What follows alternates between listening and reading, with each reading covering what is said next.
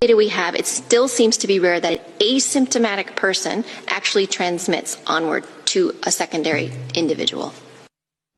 I didn't quite get that. Can I hear that one more time? I'm serious. I could not tell what you just said. From the data we have, it still seems to be rare that an asymptomatic person actually transmits onward to a secondary individual.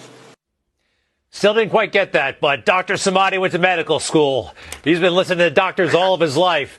Doctor, I believe the headline from the World Health Organization is asymptomatic people are not infectious. They're not going to spread the disease. Is that what the WHO is saying? Yes, that's correct, Greg. Look, you and I have been going at this since February of this year. We've covered more than hundreds of these segments on Newsmax TV. The most important segment about what we're going to be talking about COVID is probably tonight, because they're taking a 360-degree turn, and WHO is announcing, and this is a big news, that asymptomatic people out there are not contagious.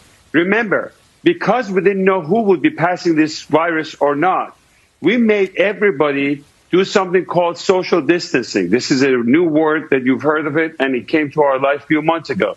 We made everybody across the board to wear masks. At the beginning, we said if you have symptoms, you wear the mask to protect others, and then we gave in because CDC and everybody kept changing back and forth. We also made everybody to go for testing. We need 300 million tests the next day, or else we cannot reopen our country. And guess what?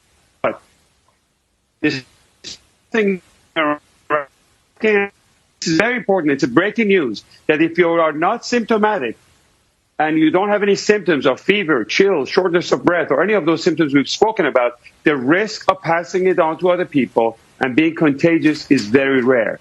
And studies like this comes from a very accurate tracing in countries like Singapore, contact tracing, and it's too bad that these researchers are not, the papers are not making it to Lancet, and mainstream media is not covering to the extent. This is probably one of the biggest news that we've had since coronavirus outbreak. It's good news. That means really we can visit people that we weren't able to visit. You know, you didn't want to go around somebody of a certain age because you could be carrying it without knowing it. This is good stuff. Thank you for that, Doctor. Right.